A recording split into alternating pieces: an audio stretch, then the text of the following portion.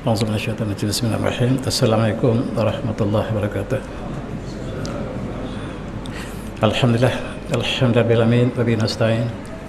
Assalatu wassalamu ala rasulil asyrafil anbiya'il mursalin wa alihi washabihi ajmain. Amma ba'du. Yang afdal, Tuan Imam yang saya hormati, pengurusi seluruh jawatan kuasa muslim-muslimat yang dirahmati Allah sekalian, alhamdulillah saya rasakan syukur dapat bersama dengan para jemaah pada malam ini. Dan saya diminta untuk menyebut tentang sambutan Maulid Jibrah Hijrah, walaupun kita sudah di pertengahan bulan Muharram, dan tajuk hujung khususnya tentang renungan usia insan. Untuk sama-sama kita renungi, apabila masuk tahun baru, maka setahun lagi lah usia kita berkurangan. Marilah kita renungi sejarah hidup kita dan apakah hubungan tahun hijrah dengan umat Islam.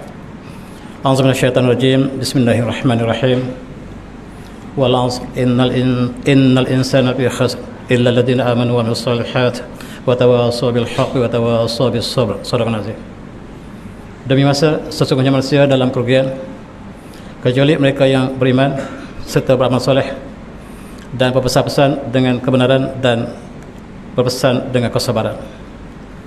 Manusia rugi kecuali apa yang Allah telah kecualikan, yaitu mereka yang beriman, beramal soleh, melakukan kebaikan, menyuruh kebaikan, mencegah keburukan, dan bersabar dalam urusan harian kita. Dan alhamdulillah masa terus beredar, dan satu bulan hijrah ialah apabila bulan lengkap satu pusingan. Bulan lengkap satu pusingan mengambil masa 29 hari, 12 jam dan beberapa minit. Oleh sebab itu tahun Islam berubah daripada 29 hingga 30. Dan inilah yang masa bergerak, dan masa di sisi Allah ialah bulan yang 12 bulan dalam konteks bulan hijrah. Kita lihat hubungan di antara bulan hijrah dengan Masihi. Walaupun kita lebih selesa dengan bulan Masihi, tetapi marilah bulan hijrah ialah bulan ibadah kita. Dalam satu tahun, pusingan tahun Masihi ialah satu pusingan, dan kita lakukan satu pusingan 360 darjah. Dan kita bagi kepada 12 bulan, jadi 360 darjah dibagi dengan 12. Maka jarak peredaran bumi sebanyak 30 darjah menentukan satu bulan. Satu bulan tahun matahari ataupun Masihi. Akan tetapi kalau kita bandingkan dengan pusingan bulan tadi, malam ni matematik sikit. Apabila kita bandingkan dengan pusingan matematik dengan pusingan bulan, kalau kita bandingkan dengan pusingan matahari tadi, sebenarnya bumi, maka yang berlaku ialah kalau kita bandingkan dengan sudut tadi, sudut yang dibuat oleh tahun hijriah ialah 29.1 darjah saja. Maksudnya tahun hijriah lebih pendek daripada tahun Masihi. Satu tahun hijriah hanyalah 354 hari. Sila boleh kira saya. Satu tahun Masihi ialah 365 hari. 365 hari perbezaan dengan tahun hijriah dalam satu tahun ialah 365 tolak 354. 11. Dalam masa 300 tahun, perbezaan antara tahun Masihi dengan tahun hijriah ialah 300 kali 11. Hasilnya 3.300 hari. 3.300 hari berapa tahun? Kita bagi dengan 365, tekan kalkulator, hasilnya 9. 3.300 bagi dengan 365 satu tahun, hasilnya 9. A'udzubillahi minasyaitonirrajim. Wa labithu fi kahfihim salasata sinin wazdadu tis'a. Shadaqallahu azim. Al-Kahfi. Pemuda-pemuda yang beriman tadi, pemuda-pemuda beriman tinggal dalam gua mereka selama 300 tahun, dan mereka tambah 9 tahun. Imam Qurtubi dalam tafsirnya mengatakan, kalau kita kira dengan tahun matahari, maka jatuh pemuda tadi tinggal selama 300 tahun. Kalau kita kira dengan tahun hijriah, 309 tahun. Kalau kira dengan tahun Masihi, pemuda tadi tinggal dalam gua itu selama 300 tahun. Tetapi kalau kita dengan Hijriah 309 tahun, itulah hubungan Masehi dengan Hijriah. Dan ada matematik dalam surah Al-Kahfi untuk kita jadikan sebagai panduan. Setiap 300 tahun bezanya lah 9 tahun. Setiap 100 tahun bezanya lah 3 tahun. Dan 100 tahun Hijriah hanyalah 97 tahun Masehi. Baginda Rasulullah wafat ketika baginda usia 63 tahun, maksudnya 60 atau 61 tahun Masehi. 61 tahun Masehi itulah usia baginda Rasulullah dalam pengiraan tahun Masehi. Dan Rasulullah berkahwin ketika baginda usia 25 tahun atau 24 tahun Masehi. Kita dalam konteks di Malaysia kita lebih selesa dengan tahun Masehi, sedangkan tahun di sisi Allah ialah tahun Hijriah. A'udzu minasyaitonir rajim.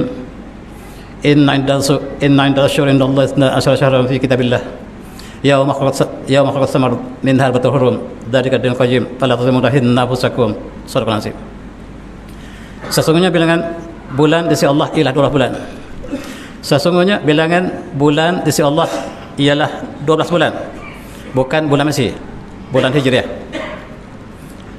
Fi kitabillah, dalam kitab Allah, yauma khalaqas samawati, sejak Allah ciptakan langit dan bumi, minha arba'atun hurum, di antaranya ada 4 bulan haram yang diharamkan berperang padanya kecuali kita diperangi.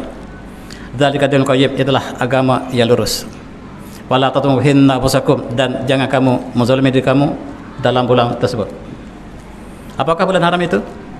Tidak ditentukan oleh tahun Masehi, bulan Masehi, tetapi ditentukan oleh tahun Hijriah, yaitu bulan-bulan yang disebut sebagai Zulqa'dah, Zulhijjah, Muharram. Sekarang kita berada dalam bulan haram, tidak boleh berperang kecuali kita diperangi, dan Rejab yang terpisah. Apakah tentera kita mengambil kira 4 bulan ini, ataupun kita tak pernah kisah tentang 4 bulan haram yang Allah telah tentukan dalam surah At-Taubah ini? Inilah di antara apabila kita mengerti tahun yang Allah telah tentukan 12 bulan ialah bulan si Allah.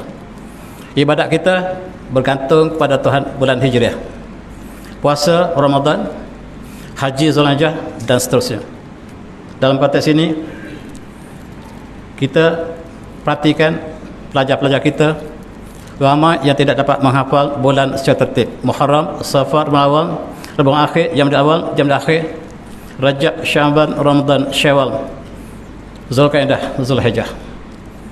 Kadang-kadang orang tua juga lupa bulan Hijriah sebab gaji kita dalam bulan Masehi. Kalaulah gaji kita dalam bulan Hijriah, kita ingat, saya tes pelajar saya, bukan pelajar sekolah, bukan sekolah pelajar maktab, pelajar universiti. Saya bagi kertas kepada 40 orang pelajar saya, tulis bulan Hijriah dengan tertib, tak ada seorang pun yang betul. Benar, kisah benar, menggambarkan bahawa pelajar universiti kita hari ini begitu jauh dengan bulan Islam. Sedangkan bulan Islam inilah yang kita tengok anak bulan, yang kita tentukan ibadah kita, dan begitu jauh daripada bulan yang berkaitan dengan bulan Allah yang disebut sebagai bulan si Allah ialah 12 bulan, bulan Hijriah. Mari kita lihat sedikit perbezaan ini. Tadi saya sebut usia Rasulullah 63 tahun Hijriah ketika baginda Rasulullah wafat, ataupun 61 tahun Masehi. Rasulullah berkahwin ketika usia baginda 25 tahun ataupun 24 tahun Masehi. 40 tahun Hijriah sama dengan 38 tahun Masehi. 100 tahun Hijriah sama dengan 97 tahun Masehi yang kita sebut tadi. Kejatuhan Utsmaniyah pada tahun 1924 ataupun pada 1332, dan 2 tahun lepas kejatuhan Utsmaniyah telah 100 tahun, dan tahun ini 103 tahun. Kita lihat para penceramah kita menunggu tahun depan sebagai tahun 100 tahun kejatuhan Utsmaniyah, sedangkan 100 tahun telah 3 tahun lepas. Sebab kita berfikir dalam tahun Masehi dan kita tertinggal dalam konteks bulan kita sendiri. Usia umat Muhammad yang dalam hadis, usia umatku amar ummati baina sittin wa khamsin Usia umatku kata Rasulullah di antara 60 tahun hingga 70 tahun ataupun 58 tahun hingga 88 tahun masih. Mari kita adjust kembali masa kita. Dan Malaysia mencapai merdeka pada tahun 1377 dan tahun inilah tahun 68 bukan tahun 64. Mari kita adjust kembali. Apa untungnya? Untungnya kita bekerja dengan bulan Allah, ibadah kita dengan bulan Hijriah. Ada satu lagi keuntungan, kalau kita terima gaji dengan bulan Hijriah. Cuba kita kira, satu tahun ada 52 minggu dan satu bulan Hijriah hanyalah 4 minggu. Kalau kita terima gaji dengan bulan Hijriah, 52 minggu satu tahun bagi dengan 4 minggu, hasilnya 13. Satu tahun kita dapat 13 kali gaji, bonus automatik. Nampak tak? Kita boleh desak kerajaan ataupun kita cadangkan bayar gaji ikut bulan Hijriah, kita dapat 13 bonus. QPEC terkial-kial untuk dapat bonus, tak pernah dapat satu tahun bonus. Tapi kalau kita guna tahun Hijriah, orang smart guna Hijriah, 13 tahun 13 kali gaji satu bulan, satu tahun. Dan ini orang smart. Kita lihat ada kerajaan negeri yang mencadangkan supaya kita bayar gaji dengan Hijriah, ditolak ramai-ramai oleh seluruh rakyat Malaysia, hampir seluruh. Ini membezakan orang cerdik dengan orang yang kurang cerdik. Siapa cerdik, siapa kurang cerdik. Mari kita kembali kepada tahun kita. Dan para jemaah sekalian, usia umat Muhammad sebagaimana dalam hadis ini yang dibayakan Imam Tirmizi, amaru ummati baina sittin wa ila sab'in wa aqalluhum, dan umatku di antara 60 hingga 70 tahun. Bila Rasulullah sebut tahun, maksudnya Hijriah, tak otomatik. Dan sangat sedikit mereka yang melampaui selang tersebut. Sangat sedikit. Maksudnya sangat sedikit di antara 58 tahun hingga 68 tahun masih. Mari kita lihat satu hadis yang cukup indah untuk kita ambil iktibar, yang dibawakan oleh Imam Suyuti dalam Jami' As-Saghir. Rasulullah bersabda, yang dibawakan oleh Ibn Abbas, Rasulullah bersabda, "Iqtanim khamsan qabla khamsin." Rebutlah 5 perkara sebelum datang 5 perkara. Hayataka qabla matika, kehidupan anda sebelum mati anda. Sihataka qabla saqmika, dan sihat anda sebelum sakit anda. Wa faragaka qabla syaghlika, dan masa lapang anda sebelum masa sibuk anda. Wa syababaka qabla haramika, masa muda anda sebelum masa tua anda. Tepat saya pemuda-pemuda yang masih muda lagi. Wa ghanaka qabla faqrika, dan masa anda kaya sebelum datang miskin. Dan inilah untuk kita sama renungi apabila kita masuk tahun baru. Syababaka qabla haramika, masa muda anda, pemuda anda sebelum datang masa tua. Dulu handsome tapi sekarang tak handsome langsung. Dulu kulit tegang, sekarang kecut. Dan wanita juga demikian. Syababaka qabla hamika, sepanjang masa menjaga kulit muka supaya tegang, tetapi bila kecut, kecantikan hilang segala-galanya. Yang tinggallah penyesalan. Sepanjang hayat menjaga wajah muka supaya cantik, tetapi cantik hanyalah senipis kulit bawang. Bila kulit telah kecut, hilang segala-gala. Yang tinggallah penyesalan. Maaf saya tuan, hari ini kita bermuhasabah. Kita lihat sejarah kita sendiri. Selama ini kita menceritakan sejarah orang lain.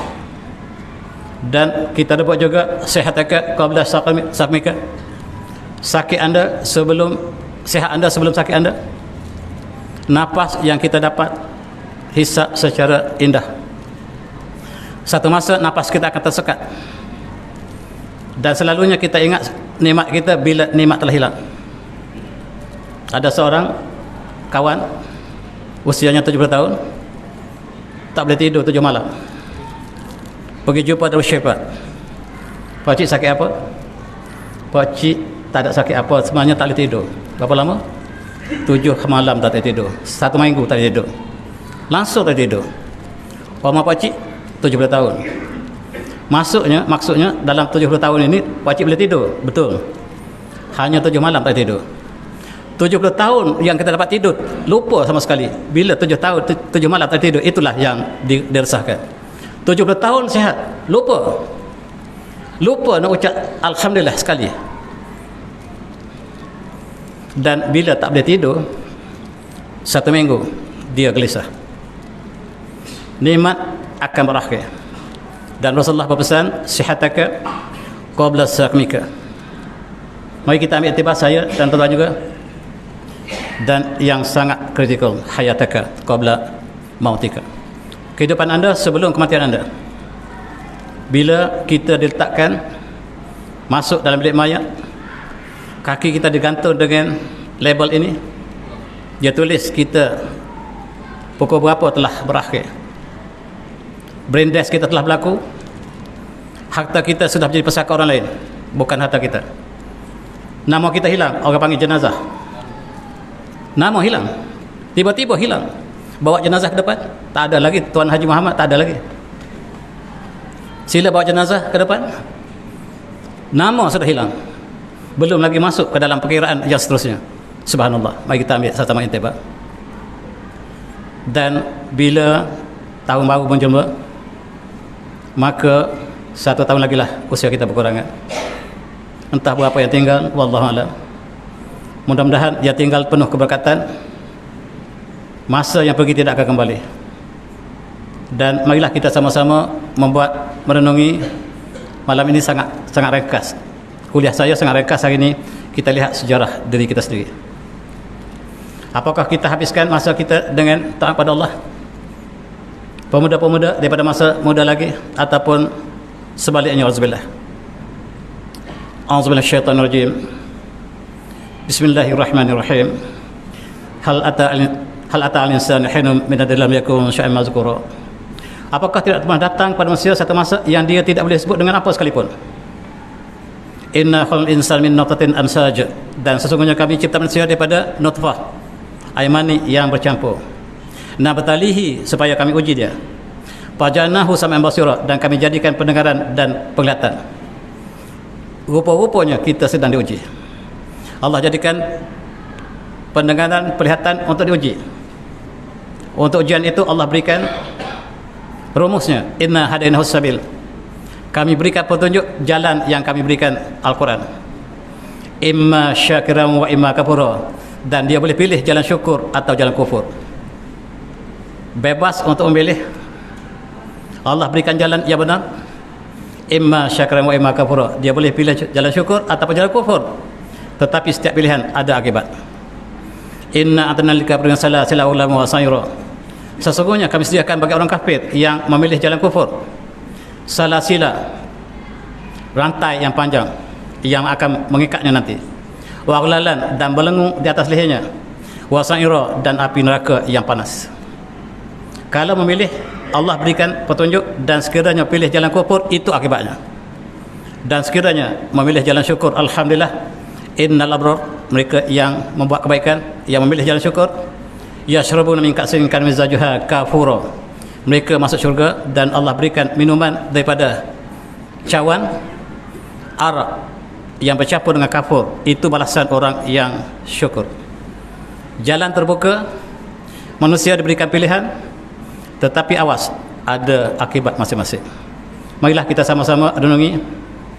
Inna hadainahu sabil, imma syakiran wa imma kafura. Dan Allah juga mengatakan, hal ata al-insana hinum min ad-dahri lam yakun syai'an mazkura. Apakah tidak datang pada manusia satu masa dia tidak dapat dipanggil dengan apa sekalipun? Ini nak panggil apa dia? Ini ketika usia 2 minggu dalam perut ibu kita. Nak panggil apa? Manusia bukan. Di sini kita sangat naif, sangat lemah, dan jantung belum berdenyut, mata belum terbentuk. Ini manusia, dia lupa asal usul dia. Dan Allah mengatakan dalam surah Al-Infitar, a'udzubillahi minasyaitonir rajim, ya insan ma gharraka bi rabbikal karim. Apakah yang menipu kamu daripada kamu beribadah kepada Tuhan kamu? Allah berikan 2 jalan. Kenapa kamu pilih jalan yang sebaliknya? Allazi khalaqaka fasawwaka fa'adalak. Dialah Allah yang mencipta kamu, yang menyempurnakan keadaan kamu dan memberikan petunjuk pada kamu. Fi ayyusat suratin masyakabak, di atas apa yang Allah kehendaki. Allah bentuk setiap kita dan tujuan sangat besar, dan kita sedang diuji.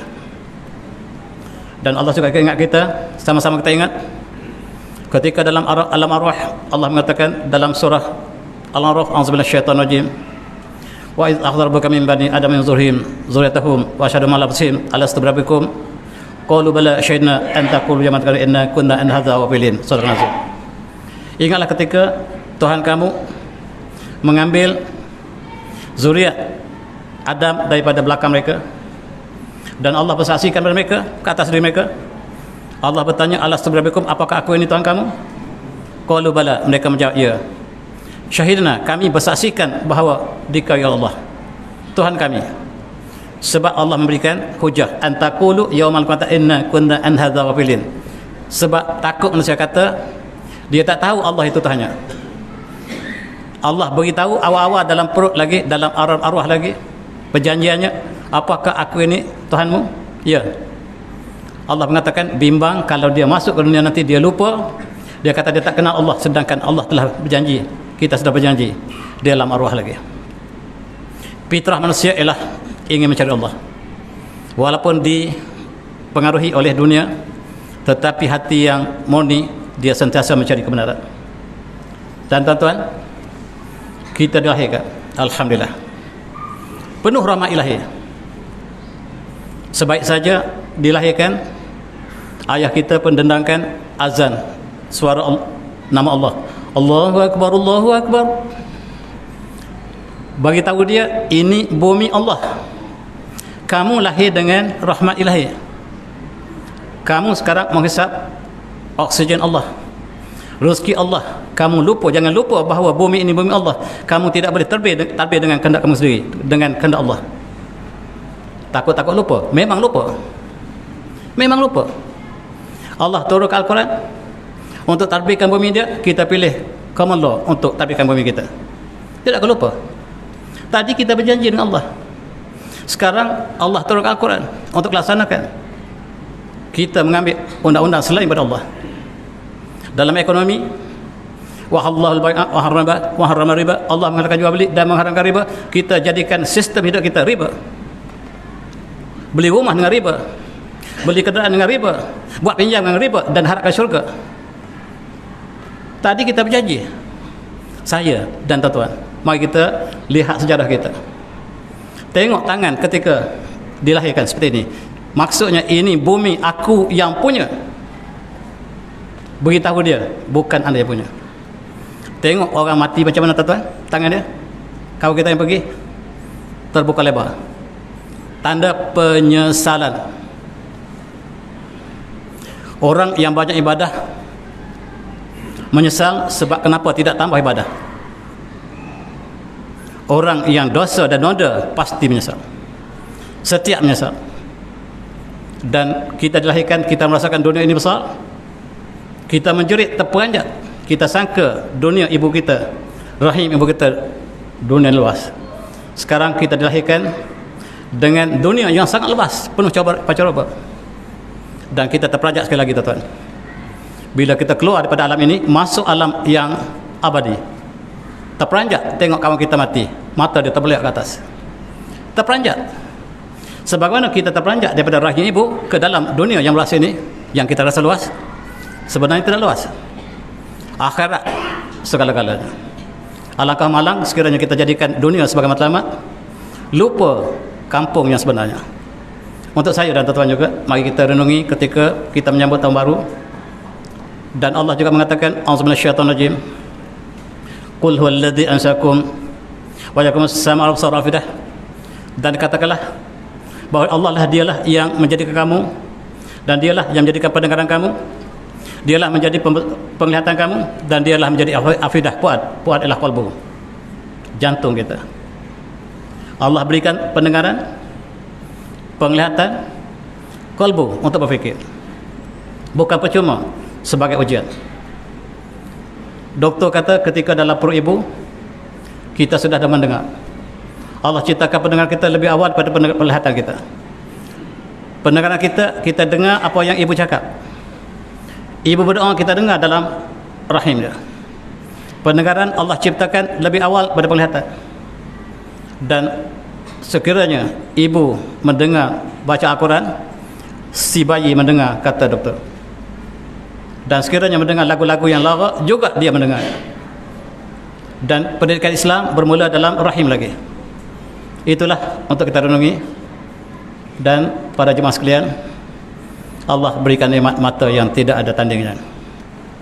Ini mata yang tak Allah bagi. Wa in ta'uddu ni'matallah, wa in ta'uddu ni'matallah la tuhsuha. Sekiranya kamu kira nikmat Allah, tak boleh kira.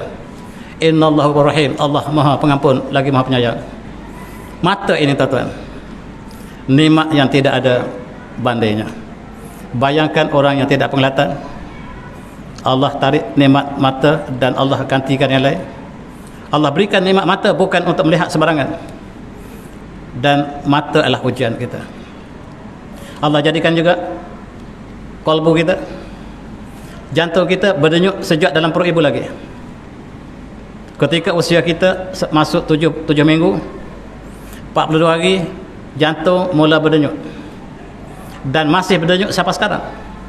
Nikmat Allah yang tidak ada tandingannya. Dan setiap denyut bagi orang terdahulu, para sufi, satu zikir. Bukan dengan lisan tetapi dengan kalbu. Jantung bergerak, tuan-tuan, mari kita lihat nikmat Allah ini. Kalau kita bandingkan jantung kita berdenyut 1 minit, katakanlah 60 kali. Kira berapa denyutan sepanjang hayat kita. Saya buat sedikit kiraan tadi sebelum datang. 1 minit berdenyut 60 kali, kita buat andaian. 1 jam dia berdenyut 3.600 kali. 1 hari berdenyut 86.400 kali. Subhanallah. Seminggu berdenyut 604.000 kali. Sebulan 2.024 juta denyutan. 1 tahun 29 juta denyutan.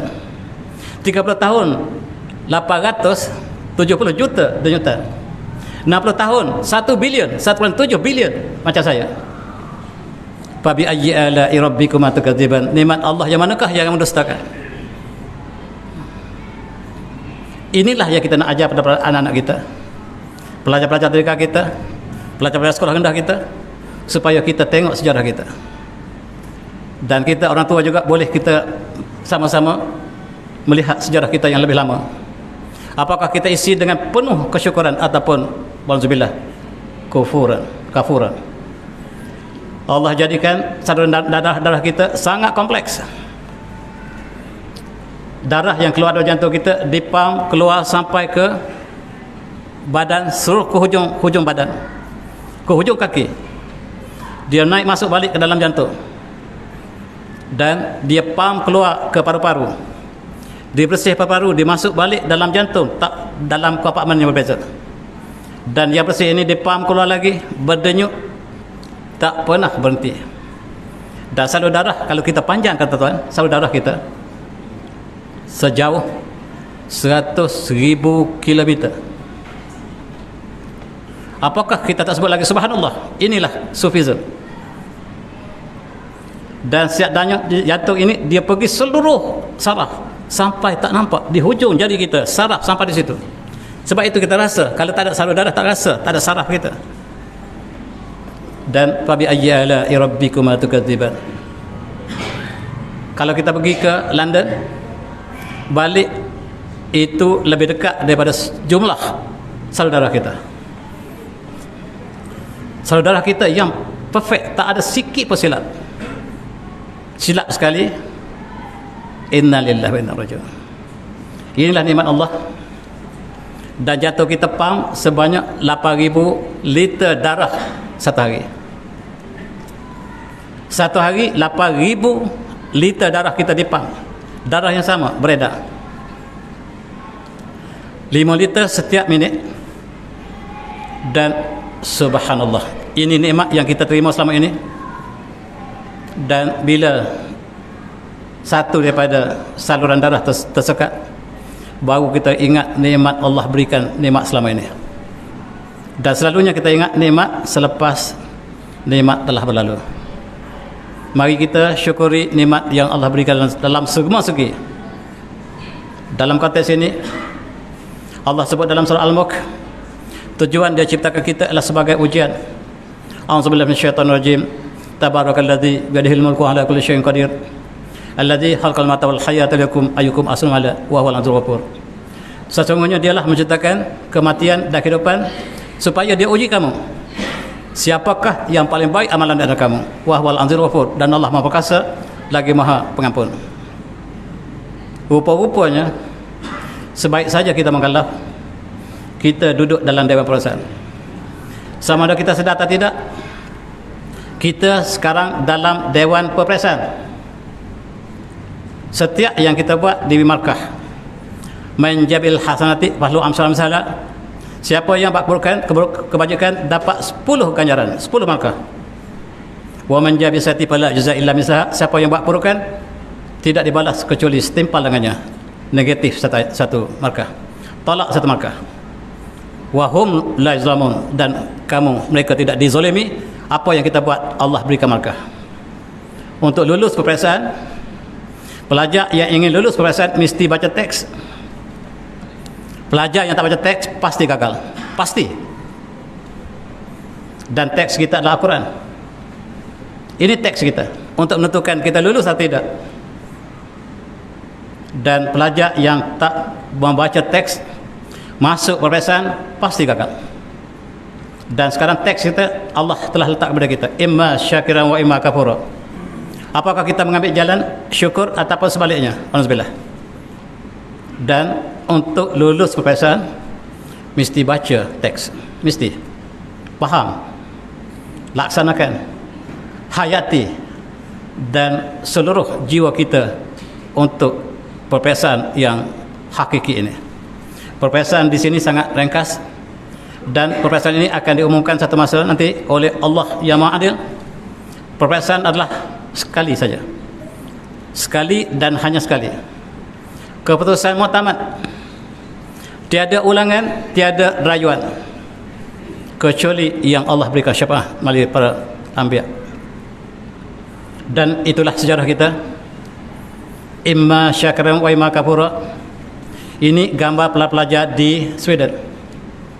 Di Sweden ramai orang menurut Islam, dan mereka asuh anak-anak mereka solat. Ini anak orang Sweden. Apabila orang Asia Tenggara, orang Malaysia, Indonesia, orang Singapura sudah merasakan Islam itu sebagai beban, Allah gantikan dengan kanak-kanak daripada Sweden. Mereka bersolat, dan mereka diasuh bersolat di mana saja mereka berada, bukan saja masjid, tetapi di mana masa datang, maka itulah solat mereka. Usianya baru 6 tahun, baru 7 tahun belum sampai, diasuh untuk bersolat. Dan kanak-kanak kita di Malaysia diajak untuk basikal lajak. Ini beza antara negara yang sudah lama Islamnya dan negara yang baru terima Islam. Mereka sangat merasakan kemanisan Islam. Dan negara yang sudah lama Islam, kita sudah 500 tahun Islam, sejak Melaka, merasakan Islam beban, walhamdulillah. Sedangkan anak-anak yang baru saja merasakan Islam, mereka merasakan nikmat yang sangat indah. Mari kita renungi, dan pemuda kita melakukan apa yang mereka suka, dan Rasulullah melarang untuk melakukan seperti ini. Mencukur sebahagian, membiarkan rambut sebahagian, ini dipanggil qaza, yang dilarang oleh Allah SWT. Dan pemuda kita laku banyak ni, imma syakiran wa imma kafura. Dan ini pemuda kita, fala saddaqa wala salat, mereka tidak membenarkan ayat Allah dan mereka tidak solat. Walakin kazzabat wala, tetapi mereka mendustakan ayat Allah, mereka berpaling. Thumma dhahaba ila ahlihi yatamatta, mereka kembali pada keluarga mereka dengan angkuh. Aula laka faula, thumma aula laka faula. Ayah sabal insan ayyuhaka sada, apakah manusia menyangka bahawa dia akan ditinggal begitu saja tanpa dengan hisabnya? Allah berikan peringatan dalam setiap halaman Al-Quran yang kita baca. Apakah pemuda kita habiskan masa seperti ini dengan pesta 75-nya, 1975-nya, dengan gold play-nya? Apakah kita habis masa seperti ini masa muda yang sangat singkat, ataupun kita meletakkan dahi kita di tempat yang paling rendah sebagai simbol pengabdian, sujud kepada Allah, dan pilihlah di mana pun kita berada. Itu atas ini imma syakirin wa imma kafura. Tuan-tuan, dalam hadis yang panjang juga ini, Rasulullah menyebut ada 7 kumpulan yang Allah berikan lindungan arash pada hari yang tidak ada arash. Dan di antara yang disenaraikan oleh Rasulullah, yang pertama, ranking pertama ialah imam adil, pemimpin yang adil. Yang kedua, syabun nasyafi ibadillah ta'ala, pemuda. Syab ini pemuda yang bawah umur pada 30 tahun, yang hidupnya besar dengan ibadah kepada Allah. Ini mendapat lindungan. Yang ini kita dapat bukti, adik-adik. Syabun yang nasyafi ibadillah, yang besar dengan taat pada Allah. Ini beruntung ibu bapa yang bawa anak-anak ke masjid ini. Dan seterusnya. Tuan-tuan, kalau kita tidak boleh membuat kebaikan yang banyak, jadikanlah diri kita sebagai pohon ini. Kita tumbang di atas longkang supaya orang dapat lalu ke atas kita. Jadilah kebaikan. Lakukanlah kebaikan sebanyak mungkin. Masa sangat singkat. Berjasalah kepada ummah.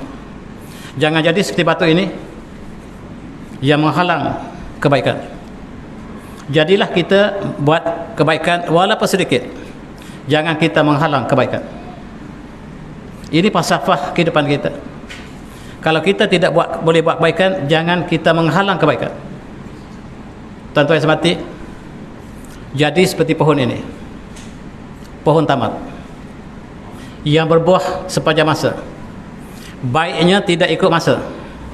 Sepanjang tahun dia berbuah. Ada orang bermusim. Ketika dia kenduri dia baik, ketika pilihan raya pun dia baik. Tetapi pohon tamat dia baik sepanjang zaman. Buahnya manis. Kanak-kanak yang nakal baling buah ini, dan pohon ini balas dengan buah yang manis. Menerima hantaman batu, dia balas dengan buahnya yang manis. Itu Muslim. Itulah yang terkandung dalam sebuah hadis yang mulia. Dalam satu hadis, Rasulullah bertanya pada para sahabat. Rasulullah pun buat teka-teki kepada para sahabat. Satu hari yang diriwayatkan Imam Bukhari, Rasulullah membuat teka-teki kepada para sahabatnya, inna min sajari syaitan la yasqutu waraqaha wa innama mathal muslim pada suri mahya. Rasulullah kata, saya nampak satu teka-teki. Ada satu pohon di antara pohon. Pohon ini evergreen, berbuah sepanjang masa. Pohon apakah itu? Itu jawapan, itu soalan Rasulullah.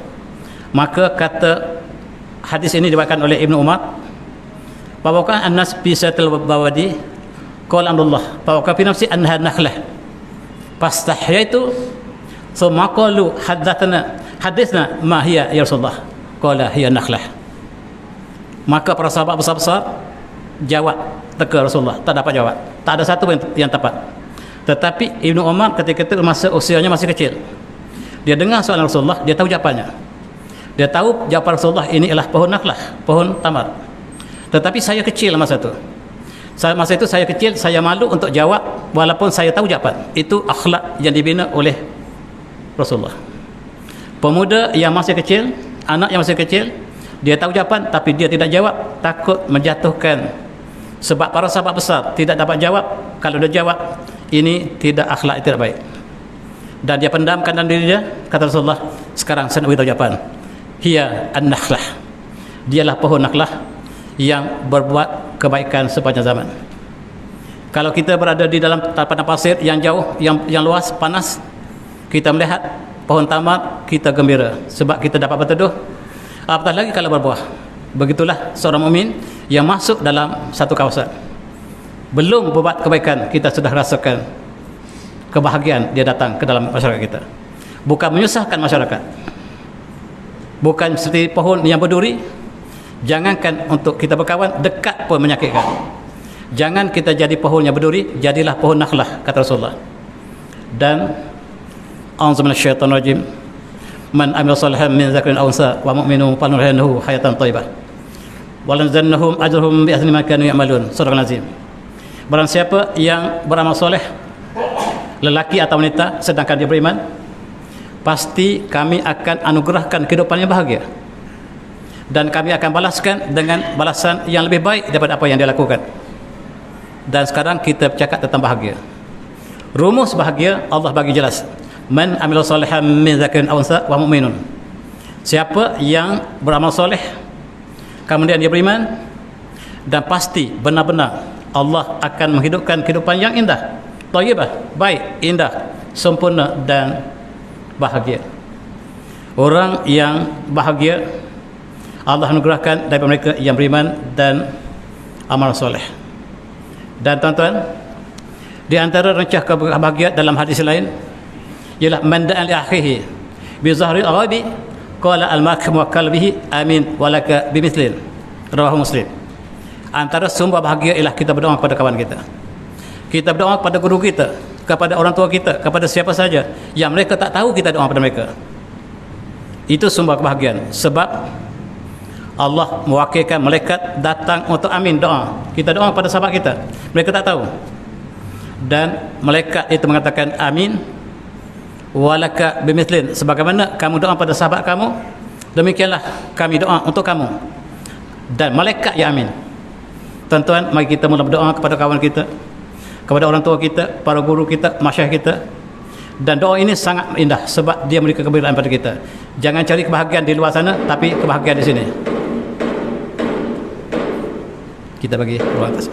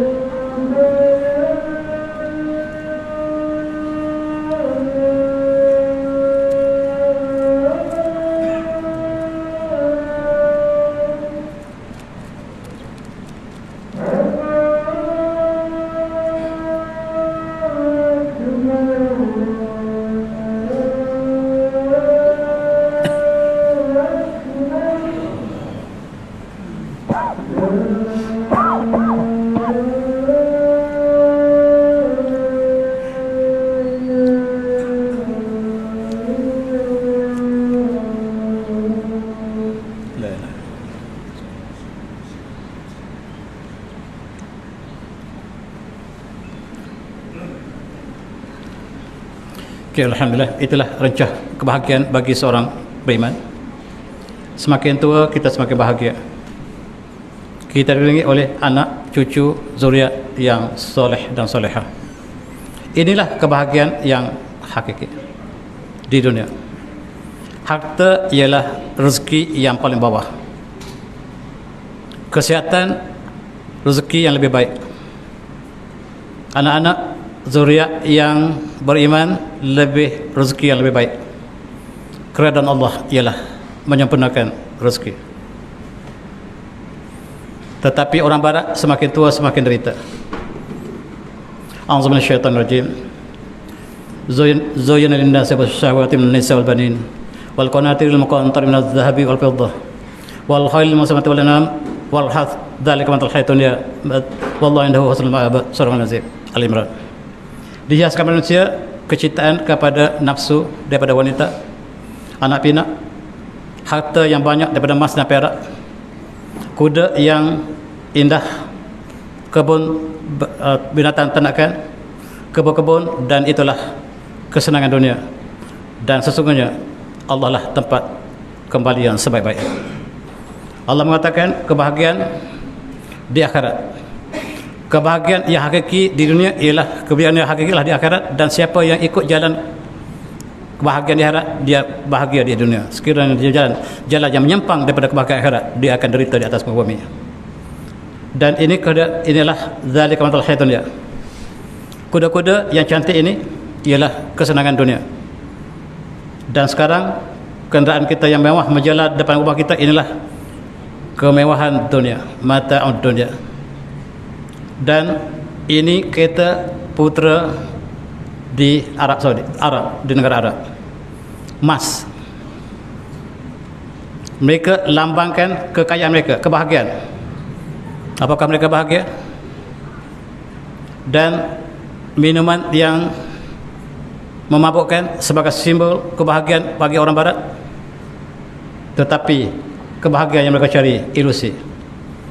Ini dua contoh. Dua pemuda, satu putri yang dikatakan paling bahagia dalam masyarakat Eropah. Dia punya segala-galanya. Rupa paras yang cantik. Yang sebelah kanan dipuja oleh seluruh dunia, di sebelah kiri dipuja oleh seluruh lelaki termasuk presiden mereka. Tapi mereka kedua-duanya derita. Kedua-duanya membunuh diri, maksudnya simbol penderitaan yang abadi. Rupa-rupanya mereka cari kebahagiaan di dalam dunia ilusi. Sebab di sinilah kebahagiaan, pegang lama-lama di sini kebahagiaan, jangan cari di luar. Sebab orang yang paling kaya di Eropah ketika itu, penghibur yang paling kaya, dua-duanya derita, dua-duanya membunuh diri. Dan sekarang mereka mengisytiharkan 75% penduduk mereka mengalami penyakit jiwa. Semakin maju sebuah negara ekonomi, semakin sakit jiwa. Di mana kita nak cari kebahagiaan? Di mana kebahagiaan? Money can buy a house but not a home. Money can buy a bed but not sleep. Money can buy a clock but not time. Money can buy a book but not knowledge, and so on. Jadi di manakah kebahagiaan? Dan bagi siapa yang ikut jalan yang songsang, dia derita. A'udzubillahi minasyaitonir rajim. Wa man a'rada an dzikri fa innahu ma'isyatan dhanka wa nahsyuruhu yaumal qiyamati a'ma. Barang siapa yang paling daripada berzikir pada Allah, mengertiku, maka sesungguhnya dia akan mengalami kehidupan yang sukar dalam kubur ataupun di atas muka bumi.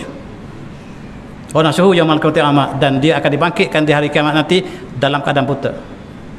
Ini simbol penderitaan. Mereka yang berpaling kepada Allah, dia derita. Walaupun nampak ilusi, nampaknya dia sangat-sangat hebat di luar, tetapi dia adalah orang derita. Jadi di manakah kebahagiaan? Ini orang derita yang berpesta, masuk stadium sebelum asar, keluar selepas hampir subuh. Di manakah asar, subuh, maghrib, isya? Orang yang derita. Tuan-tuan, ini penduduk Singapura. Negara yang paling maju di atas muka bumi ini Singapura. Sebelum ini Switzerland, tetapi tahun lepas Singapura dianggap sebagai negara paling maju di atas muka bumi. Nombor satu, daripada negara ketiga jadi negara pertama. Malaysia kekal negara ketiga, tetapi orangnya derita. Bila usia sudah sampai 60 tahun, penyakit datang bertimpa-timpa, masa derita bermula di Singapura. Ramai mereka membunuh diri selepas usia 60 tahun. Simbol negara derita yang kita sangka mereka kaya.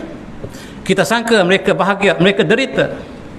Sebab untuk pergi hospital, tuan-tuan tidak boleh pergi kalau kita miskin. Negara maju itu sifatnya.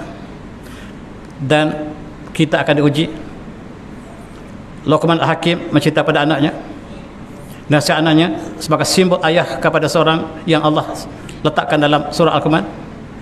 Dia nasihati anaknya, ya bunayya, inna dhahaba yujrab bin-nar, wahai ananda, sesungguhnya emas yang berkilau itu dibakar sebelum dia berkilau.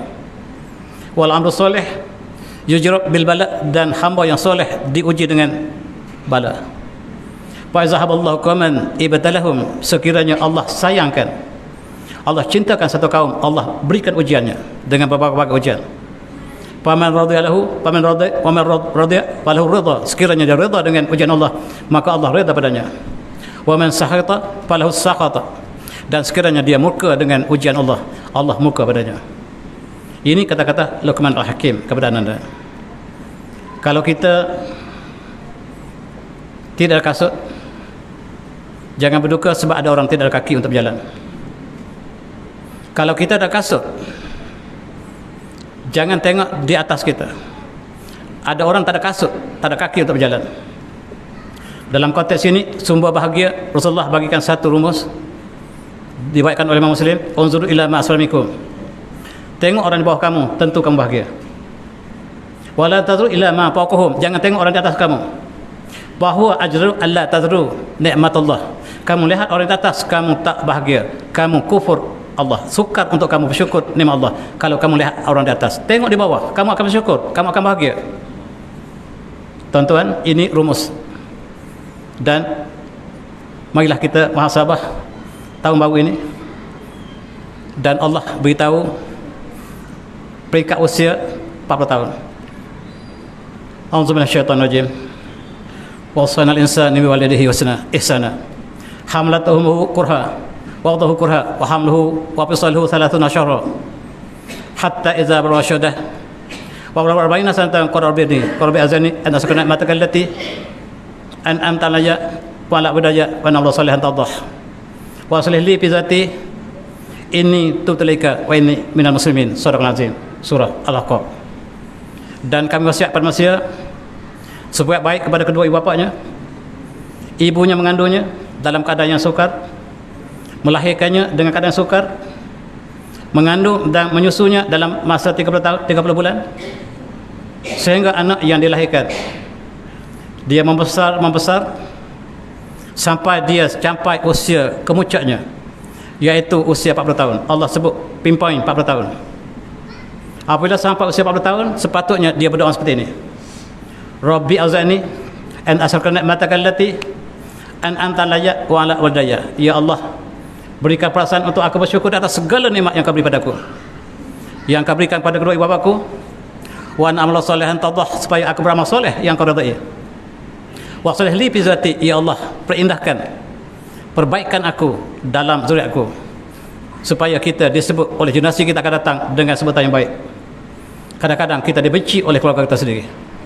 Kita berdoa supaya Allah berikan wa salih li fi zati inni tubtalika, sekarang aku telah bertaubat padamu ya Allah. 40 tahun bertaubat. Wa inni minal muslimin, dan aku tunduk patuh padamu ya Allah. Usia 40 tahun, usia bertaubat. Bukan makna lebih muda tak bertaubat, tak, sayogia dengan penuh nikmat yang Allah beri kepada kita.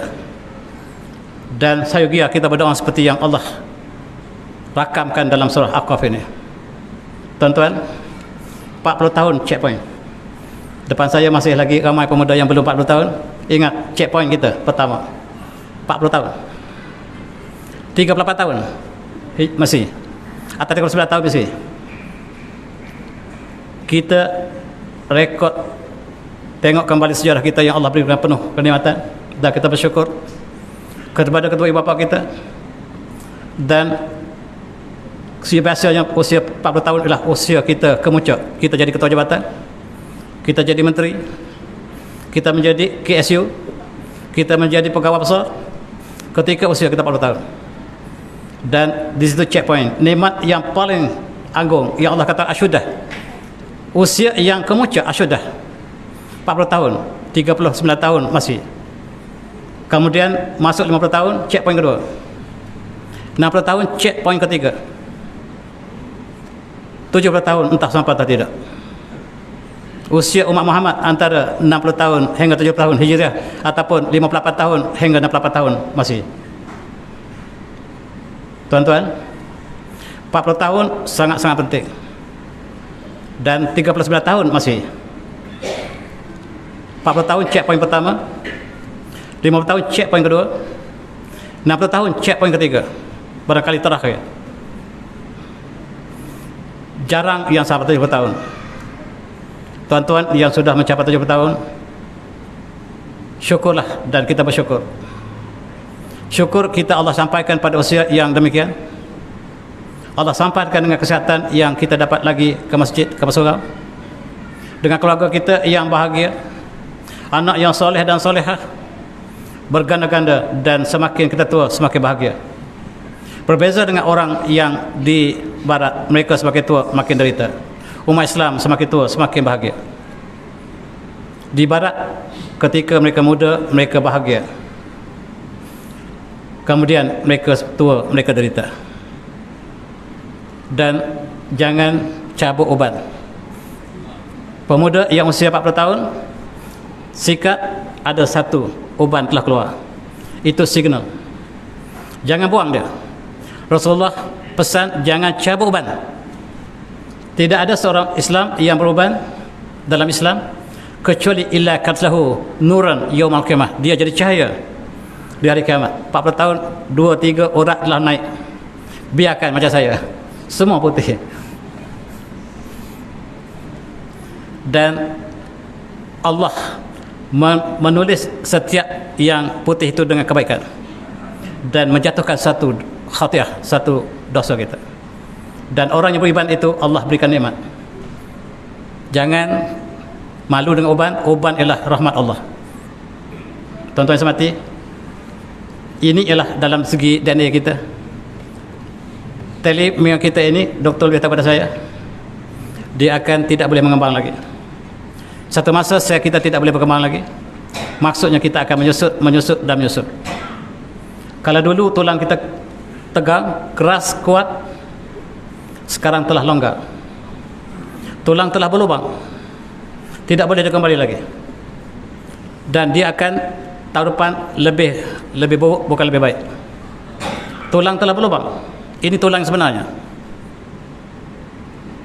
Dan ini gambar tulang yang sudah reput. Dulu tegak, sekarang bongkok. Dan usia yang tua Allah berikan, mereka habiskan sia-sia di barat. Dan ada yang habiskan usia tuanya yang Allah berikan rezeki, usianya mencapai 40-70 tahun, dihabiskan dengan tengok televisyen. Alangkah malang. Kalau berlaku pada umat Islam, alangkah malang. Dan tuan-tuan, alangkah indah kalau kita habiskan dengan seperti ini. Bersujud, bersyukur. Saya dan tuan-tuan, untuk kita sama-sama muhasabah. Alangkah indah sekiranya kita berada dalam keluarga yang bahagia, anak cucu yang soleh-solehah, dan menghabiskan masa dengan teks yang kita akan diuji nanti, Al-Quran. Alangkah deritanya mereka di barat. Mereka tak ada keluarga, ditinggal kesendirian di rumah orang tua, dan sekarang telah merebak ke negara kita. Ada orang yang menghantar anaknya ke orang tua, alangkah malang. Dan saya nak berkongsi dengan para jemaah satu kisah yang saya selalu sebut kisah ini di Kajang. Saya melawat rumah orang tua di Sekamat. Ada seorang tua, saya bercakap-cakap dengan pelajar saya, suruh dia catatkan apakah kisah dia. Apakah pakcik tidak ada anak? Saya ada anak. Dan dia menangis. Saya orang miskin, Dan saya berkahwin dengan seorang wanita yang bencikan saya sebab saya miskin. Bila dia bersalin, saya pergi bekerja, saya balik, anak saya ditinggalkan, dia telah lari. Anak lelaki, saya bela dia. Dengan susah payah saya membesarkan dia, dia masuk sekolah, masuk college dan masuk universiti dekat Kajang. Dia kahwin dan dia sayang pada saya, tetapi isterinya tidak sayang. Bila saya berkacauan, tangan saya menggigil, jatuh, isteri dia berkali-kali marah pada saya. Akhirnya anak saya yang sayang pada saya, tetapi isterinya tidak sayang. Dia kata pada saya, mari ayah kita pergi jalan Kuala Lumpur. Saya naik bas dan sampai di stesen Pak Kajang. Ayah tunggu saya di sini. Saya datang kemudian. Dia tunggu, petang itu tak datang, esok tak datang, lusa tak datang, sebulan tak datang. Berakhir di rumah orang tua. Ini kisah benar. Sedih. Dulu berlaku di Eropah, di Barat, di negara orang Islam. Sekarang sudah masuk ke dalam masyarakat Islam. Dan sekiranya ibu bapa kita masih ada, tuan-tuan, itu kunci syurga. Tuan-tuannya masih ada ibu bapa, kunci syurga. Mari kita sama-sama muhasabah. Tidur yang kita lena sepanjang ini, satu masa napas kita tersekat dalam ICU, dibawa dalam masa ICU. Kunam senzatul maut, setiap nyawa pasti merasakan kematian. ICU apa maksud, tuan-tuan? ICU, you see me. Ada kaca antara kita dengan mereka. Hanya doktor boleh masuk, orang lain tak boleh masuk. ICU tempat kawan-kawan ucap selamat tinggal pada kita. Saya pergi dulu, wahai tuan-tuan, tuan-tuan ikut saya. Itu masuk ICU. Masa ini akan sampai, tuan-tuan. Dan Allah nyatakan satu sana yang sangat genting. A'udzubillahi minasyaitonir rajim. Kalla idza wuridat taraqi. Jangan demikian, kata Allah. Ingat apabila roh sampai di sini. Wa qila man raqa, dan kata pada mereka, siapakah yang boleh menghidupkan kamu kembali? Siapakah boleh beruqyah pada kamu? Ketika roh berada di kerongkong, wa zannahu firaqa, dan dia jelas bahawa kita akan berpisah. Roh dan jasad akan berpisah tidak lama lagi. Wal tabatis saqa, Allah gambarkan cukup menakutkan. Betis bergeser betis ketika kita menghadapi maut. Ila rabbika yaminil masaqa, dan kita akan dibawa kepada Allah, kepada mahsyar, dan akan diumumkan keputusan muktamad. Tuan-tuan, Allah juga mengatakan wa anfiqu mimma razaqnakum min qabli yatawahhadukum al-maut fa yaqulu laula akhatani ila ajalin qarib fa saddaqu wa kum minas solihin. Dan berilah nafkah daripada yang kami beri kepada kamu sebelum datang kematian pada kamu. Dan ketika itu nescaya mereka berkata, wahai Tuhanku, panjangkan sedikit usiaku. Ketika roh di sini, kita minta Allah lanjutkan sedikit usia kita, sekejap lagi. Ila ajalin qarib, sedikit masa sedikit, lanjutkan usiaku. Fa sadaqah, aku akan bersedekah. Wa aku minas solihin, aku akan jadi orang yang soleh. Aku akan sedekah semua bank dalam bank, uang dalam bank tu.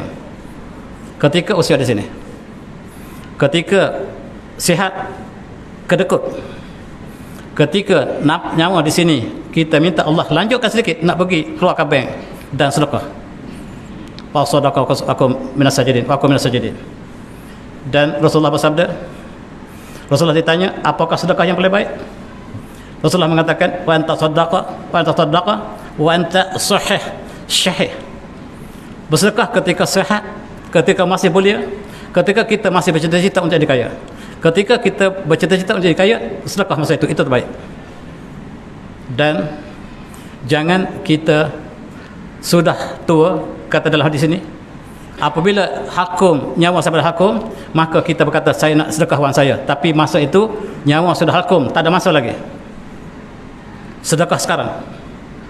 Tuan-tuan, jantung yang berdenyut yang kita kira tadi 2.6 bilion, ketika usia kita 60 tahun, 2.6 bilion kali denyutan akan berakhir. Yang berdenyut dan akan berakhir. Jantung telah berhenti denyutan, tetapi otak masih bekerja. Ini gambar orang mati, gambar sebenarnya.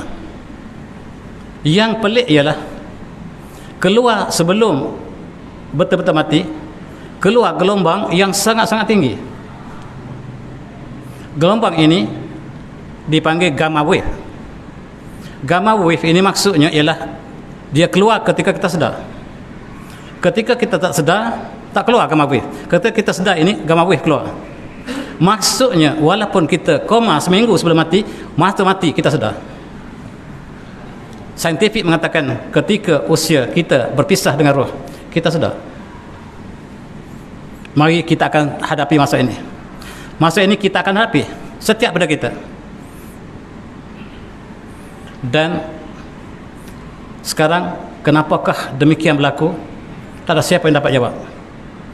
Sebelumnya tidak pernah berlaku gelombang otak kita, kita ukur dengan EEG. Di sini kita ukur dengan ECG. Otak ukur dengan EEG. EEG menunjukkan bahawa kita bekerja kuat sebelum berhenti. Ini dipanggil brain death. Lepas itu harta kita dalam bank semua bukan kita punya. Kepada polis. Dan mata terbeliak. Kenapakah mata terbeliak ketika kita berpisahnya roh dengan jasad? Rasulullah dalam hadis diriwayatkan oleh Imam Muslim, Rasulullah mengatakan, inna ruh iza qabdha tamal basar. Bila malaikat cabut roh kita, kita ikut dengan mata kita ke mana pergi roh kita. Kita tengok terbeliak ke belakang, ke atas. Inna ruh iza qabdha tamal basar. Itu sebab terbeliak kawan kita. Dia ikut ke manakah perpisahan telah berlaku. Roh dan jasad berkawan 60 tahun, tak pernah berpisah. Sekarang tiba masa perpisahan. Kita lihat saudara kita ke manakah pergi. Ini hadis, dan Allah mengatakan fakhshana anka qata'aka fasarkal liyawma hadid. Pada hari itu kami buka tutupan hijab penglihatan anda akan melihat dengan jelas terang ketika itu. Dan ahli tafsir mengatakan hari kiamat. Ada yang mengatakan hari kematian. Hari kematian kita dapat lihat dengan jelas. Fakhshana anka qata'aka fasarkal liyawma hadid. Penglihatan kamu pada hari itu akan jelas, tidak terselindung lagi. Kematian benar, syurga benar, neraka benar. Masa tidak boleh diundur lagi. Masa tidak boleh diundur lagi. Tuan-tuan yang semati, doktor tengok brain death. Apabila otak sudah tidak ada kerja sedikit pun, tidak ada kegiatan sedikit pun, yang sebelah kiri sekali, atas kiri, maka doktor kata simpulan telah kembali pada 7.15 petang, dan selepas itu pusakanya boleh dibagi kepada polis. Brain death ialah kematian yang diterima oleh syariah kita dan juga oleh perubatan. Tuan-tuan, kita dibawa ke bilik mayat. Ditanda di situ bila tarikh mati kita, masuk bilik mayat. Dan kullu nafsin dha'iqatul maut. Setiap jiwa akan merasa kematian. Wa innama tuwaffawna ujurakum yawmal qiyamah. Paman zahanin nar wa jannata faqad faz. Siapa yang Allah hindarkan neraka, masuk syurga, dia berjaya. Berjaya ini baru kita tahu masuk berjaya. Bukan berjaya yang kita tarifkan. Berjaya ialah bila kita bebas dari neraka dan masuk syurga, itu kejayaan yang Allah sebut. Faz. Anda adalah orang berjaya. Faqad faz, dan dia berjaya. Wa mal hayatun illa mata'ul ghurur, dan kehidupan dunia ini semata-mata hanyalah kesenangan menipu. Tuan-tuan, kita kapan? Dikapan oleh kawan kita? Rupa-rupanya ketika kita lahir, kita diazan. Ketika kita dikapan, kita disolat. Hidup kita antara azan dan solat, itu saja. Kehidupan kita antara azan dan solat, dan itu saja masa kita. Walaupun usia 80 tahun, usia masa itulah pasafahnya daripada azan dengan solat. Sangat-sangat singkat. Dan itulah pasafah kita. Inilah sahabat yang sejati. Hari itu kawan yang baik tidak bekerja lagi. Mereka iringi kita sebagai semangat terakhir ke kubur. Ini sahabat yang tidak perlukan balasan. Kita sudah tak tahu siapakah kawan kita lagi. Mereka yang setia dengan kita, inilah kawan yang sebenarnya.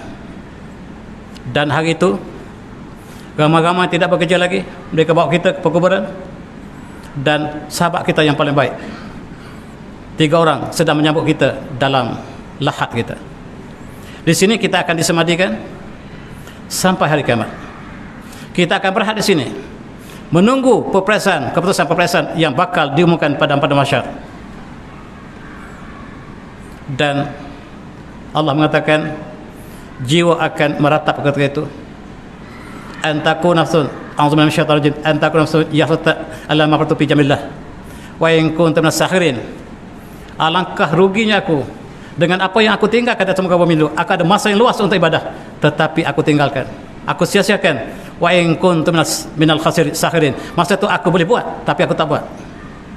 Penyesalan, tengok kawan kita mati, semua tangan terbuka. Penyesalan bila lahir seperti ini.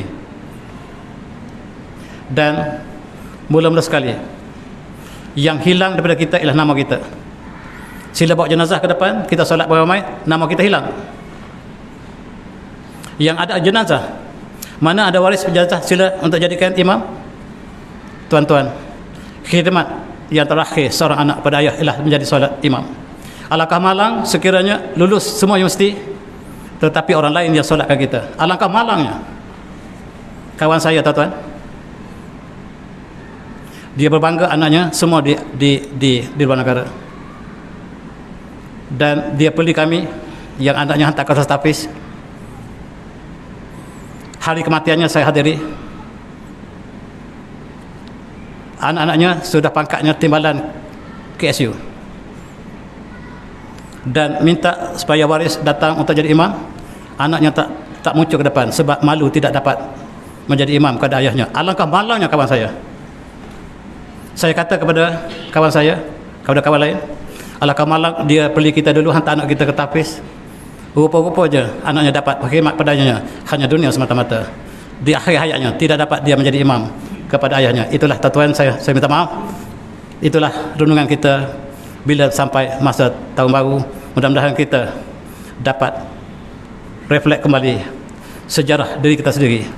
Selama ini kita belajar sejarah lain, dan saya juga memperingatkan diri saya, kita akan berada di sini, kita akan berehat di sini, alam barzakh, dan kita akan dibangkitkan lagi. Allah mengatakan, alaysa bidzalika qadirun ala yuhyil mauta. Apakah Allah yang menciptakan segala-galanya ini? Dia tidak boleh menghidupkan yang mati.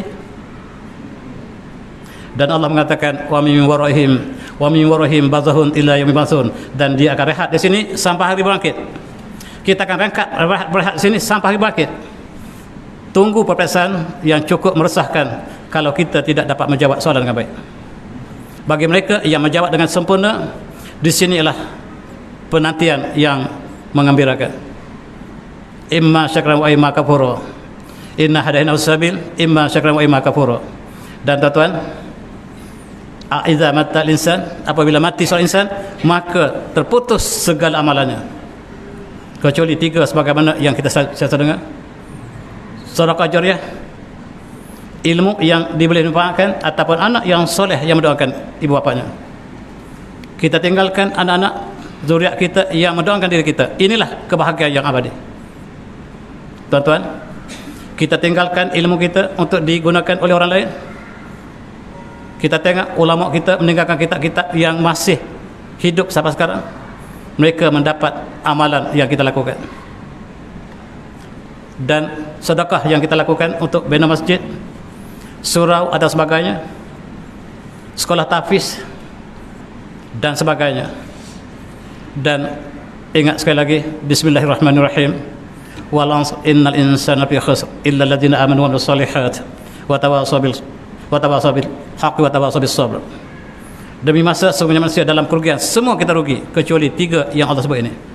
Mereka yang beriman, beramal soleh, dan berpesan kepada kebenaran, berpesan kepada kesabaran. Itu saja mereka yang berjaya. Yang tidak rugi, yang lain semua rugi.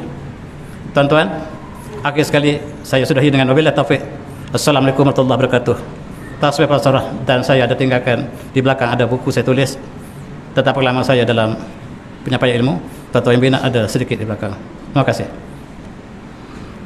Saya sudah kembali pada Tuan Iman.